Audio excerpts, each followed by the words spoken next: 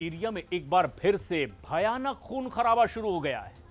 Commander Jolani के खिलाफ पूर्व राष्ट्रपति बशर अल असद समर्थक लड़ाकों ने भीषण हमले शुरू कर दिए हैं। उधर जुलानी के हयात अल तहरीर ग्रुप के 2 दर्जन लड़ाकों को मार डाला गया है और इसके बाद 2 सूबों से शुरू हुआ यह गृह युद्ध अब तेजी से कई राज्यों में फैलता चला जा रहा है।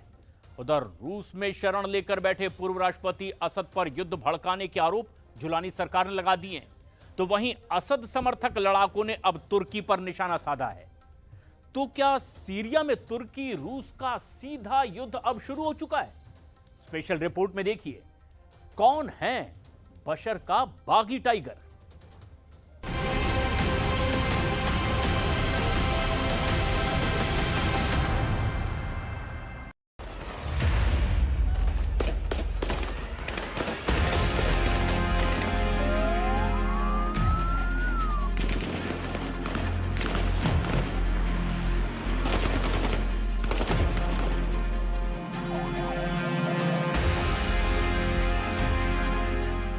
सीरिया में फटने लगा बगावत बम।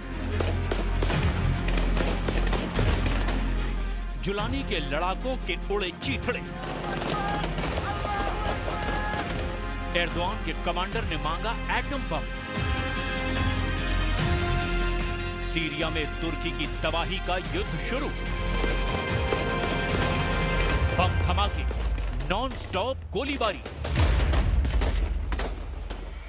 रॉकेट धमाके, आगजनी, जलते शहर। सीरिया जल रहा है। पहले से कहीं ज्यादा भीषण युद्ध शुरू हो चुका है। इस बार जवाबी हमला सत्ता से बेदखल हुए बशर अल असद समर्थक फाइटर्स ने किया। सीरिया में जहां जहां हयात अल तहरीर लड़ाके मौजूद हैं, वहां ताबड़तोड़ अटैक हो रहे हैं। सबसे खूनी लड़ाई लताकिया और टार्टस में चल रही है। सड़कों पर दौड़ती गाड़ियों से हथियार बंद लड़ाके बारूद बरसा रहे हैं। मकानों से मानो ज्वालामुखी विस्फोट जैसा लावा निकल रहा है। ये युद्ध बशर अल असद और कमांडर जुलानी, जो कि अब अल शरा के नाम से जाने जाते हैं, इनके फाइटर्स के बीच शुरू हुई है। बशर समर्थक अलावी फाइटर्स फिलहाल युद्ध में हावी पड़ रहे हैं, जिससे कमांडर जुलानी के तख्ता पलट के आसार बनने लगे हैं। सीरिया युद्ध में अब तक जो जानकारी सामने आई है, उससे तुर्की के एर्दोआन भी टेंशन में आ गए हैं। लताकिया प्रांत के जबले शहर और आसपास के इलाकों में बशर अल असद के समर्थकों ने अल जुलानी के HTS को निशाना बनाकर के भीषण हमला कर दिया है, जिसमें कम से कम 70 लोगों की मौत हो गई है। न्यूयॉर्क टाइम्स की रिपोर्ट के मुताबिक सीरिया की नई सरकार की सेना और देश से भगाए गए तानाशाह बशर अल असद के वफादार बंदूकधारियों के बीच सारी रात खूनी झड़पें होती रही, जिसमें 70 से ज्यादा लोगों के मारे जाने के साथ कई दर्जन लोग घायल भी हो गए। وكذلك النشاطات الإرهابية المتزايدة التي تقوم بها بعض التنظيمات تمثل هذه تحديا كبيرا للأمن الوطني السوري والأمن الإقليمي بشكل عام.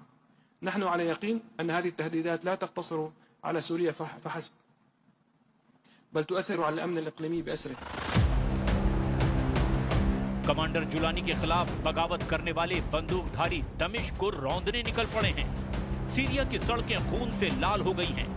लताकिया में युद्ध के लिए निकले जुलानी के फाइटर्स ने भी करारा जवाबी हमला शुरू कर दिया है। HTS फाइटर्स ने ऐलान किया है कि बशर अल असद समर्थक एक भी लड़ाके को अब बख्शा नहीं जाएगा। जबले फ्रंट पर मोर्चा संभाल रहे फाइटर अबू दाहर की दहाड़ सुनिए। نحن إدارة الأمن العام محافظة حلب نقوم بالتوجه إلى مناطق الساحل لدحر فلول عصابات الأسى التي قامت باستهداف الأخوة في إدارة الأمن العام في منطقة في محافظة اللاذقية। रात के अंधेरे में सड़कों पर दौड़ती बख्तरबंद गाड़ियां, हथियारों से लैस लड़ाकों का दल, मजहबी तकरीरों से गूंजता पूरा इलाका। सीरिया का यही सच है। सीरिया के नसीब में शांति नहीं है। कुछ दिन पहले हुए खूनी तख्ता पलट के बाद शुरू हुआ युद्ध का नया अध्याय कई मुल्कों के महायुद्ध में बदल सकता है। लताकिया और टार्टस प्रांत, जहां एक बार फिर से संघर्ष भड़क उठा है। ये इलाके सीरिया के भूमध्य सागरीय तट पर हैं। ये दोनों इलाके बशर अल असद के गढ़ कहे जाते हैं। लताकिया के ग्रामीण इलाकों में असद समर्थकों ने 16 सुरक्षा कर्मियों को मार डाला है। सीरिया की नई सेना के खिलाफ अब तक का ये सबसे घातक हमला है। Syrian observatory for human rights ने जानकारी दी है कि जबले पहाड़ी और तटीय इलाकों में असद के वफादारों से भीषण युद्ध चल रहा है। युद्ध की शुरुआत के आरोप कमांडर जुलानी ने बशर अल असद के पूर्व कमांडर सुहेल अल हसन पर लगाए हैं। दावा किया गया कि कमांडर सुहेल अल हसन के लड़ाकों ने जुलानी सेना की सुरक्षा चौकियों पर हमला किया। जवाब में सीरिया के सरकारी बलों ने लाताकिया के एक गांव पर हेलीकॉप्टर से हमला किया, जिसके बाद युद्ध भड़क उठा। कमांडर अल हसन को द टाइगर कहा जाता है। सीरिया में अल हसन कुख्यात हैं। कमांडर अल हसन होम्स मिलिट्री कॉलेज से 1991 में लेफ्टिनेंट कर्नल बने थे। इसके बाद वो सीरिया वायुसेना रक्षा की विशेष संचालन इकाई में शामिल हुए। सीरियाई अरब सेना के सीरिया पैराट्रूपर टुकड़ियों की ट्रेनिंग अल हसन की देखरेख में हुई। सीरियाई अरब सेना की सेंट्रल कमांड संभालने के बाद हसन दमिश्क में तैनात हुए।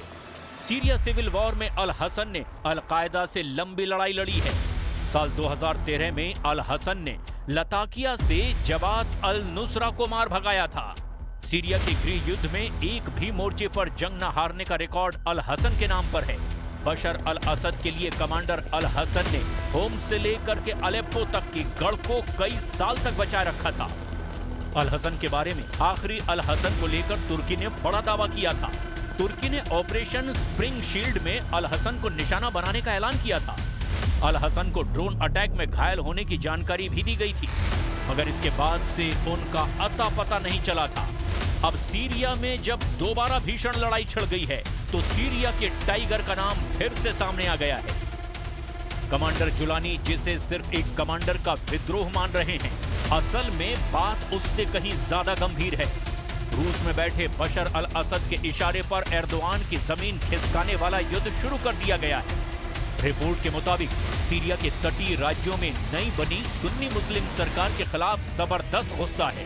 सुन्नी लीडरशिप के खिलाफ अलावी समुदाय तख्ता पलट युद्ध शुरू कर चुका है। तटीय क्षेत्र सीरिया के अलावी अल्पसंख्यकों का गढ़ है, जिसमें असद का परिवार भी शामिल है।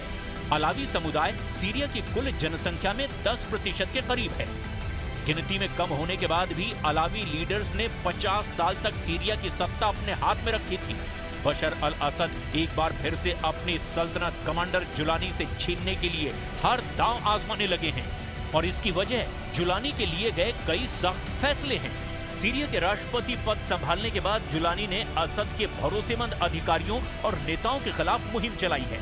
कई अधिकारियों और नेताओं को गिरफ्तार किया गया, जिसके खिलाफ हथियारबंद लोगों ने एकजुट होना शुरू कर दिया। लताकिया और टार्टस में नई सरकार के खिलाफ लगातार हिंसा हो रही है। जुलानी ने असद समर्थकों को अपनी सुरक्षा बलों के सामने सरेंडर करने की चेतावनी दी है। इसीलिए सीरिया में कई सुलह केंद्र बनाए गए हैं, लेकिन नई सरकार ने सरेंडर करने वालों को माफ करने का वायदा नहीं किया है, जिससे असद सरकार के ज्यादातर समर्थकों ने सुलह प्रक्रिया में भाग लेने से ही इनकार करते हुए हथियार उठा लिए हैं। इन विद्रोहियों की कमान सीधे कमांडर अल हसन के हाथ में बताई जा रही है। मतलब जैसे जुलानी ने तुर्की के बैकअप से बशर को उखाड़ फेंका, वैसे ही अब जुलानी के लिए विस्फोटक प्लान एक्टिव हो चुका है। लेकिन सवाल यह है कि बशर अल असद किसके दम पर जुलानी से भिड़ चुके हैं? क्या ईरान तुर्की को सबक सिखाने के लिए बशर की वापसी करवाने वाला है, या फिर अमेरिका ने जुलानी के खिलाफ ऑपरेशन शुरू कर दिया है? कहीं नेतन्याहू ने तो तुर्की समर्थक के खिलाफ मोर्चा नहीं खोल दिया, या फिर प्रेसिडेंट पुतिन ने एर्दोआन को हद में लाने के लिए बशर को बैकअप दिया हो? हाल ही में ब्रिटिश रॉयल नेवी के जारी किए गए एक मैप ने सीरिया पर एक सिग्नल दिया था। समुद्री रूट मैप में सीरियाई बंदरगाह टार्टस से उत्तरी सागर तक मालवाहक जहाज का रास्ता दिखाया गया था। ब्रिटिश रॉयल नेवी ने 3 दिन के अभियान के दौरान इंग्लिश चैनल और उत्तरी सागर के बीच जिस मालवाहक जहाज की निशानदेही की, उसके साथ रूस के युद्धपोत भी चल रहे थे। मतलब रूस सीरिया में कुछ ना कुछ तो करने की प्लानिंग कर चुका है। पहले भी पुतिन की पावर से ही बशर अल असद ने 14 साल तक सिविल वॉर में दबदबा बनाए रखा। वो पुतिन ही थे जिन्होंने अमेरिका और तुर्की के ना चाहने पर भी बशर अल असद को बचाए रखा। मगर यूक्रेन युद्ध में पुतिन के उलझने का फायदा उठाकर तुर्की ने सीरिया में तख्ता पलट करवा दिया। 27 नवंबर 2024 को शुरू हुआ सैन्य विद्रोह इतना सधा हुआ था कि बशर अल असद की 24 साल पुरानी सल्तनत को कुछ ही दिन में उखाड़ फेंका गया। ऑपरेशन डिटरेंस ऑफ एग्रेशन की कामयाबी का सेहरा कमांडर जुलानी के सिर सजा, लेकिन इसके असल मास्टरमाइंड कोई और नहीं, एर्दोआन थे। बशर की विदाई के बाद जुलानी की अंकारा भागम भाग ने सब कुछ शीशे की तरह साफ कर दिया। हालांकि सीरिया के ज्यादातर हिस्से में जुलानी विरोधी ग्रुप का कब्जा बरकरार है। इसमें कुर्द फोर्स और अलावी ग्रुप सबसे मजबूत है। फिलहाल कुर्द फोर्स शांत बैठी है, मगर युद्ध भड़का तो कुर्द फोर्स भी एक्टिव होगी। इसके बाद फिर से वही हालात बनेंगे जिससे महाशक्तियों को सीरिया बैटल ग्राउंड में आना ही पड़ेगा। एक वक्त सीरिया में अमेरिका, रूस, तुर्की जैसी महाशक्तियां टकरा चुकी हैं। वो युद्ध बेनतीजा रहा, मगर इस बार युद्ध में हदें पार होंगी और ये हद एटम बम के भयंकर धमाकों तक भी जा सकती है।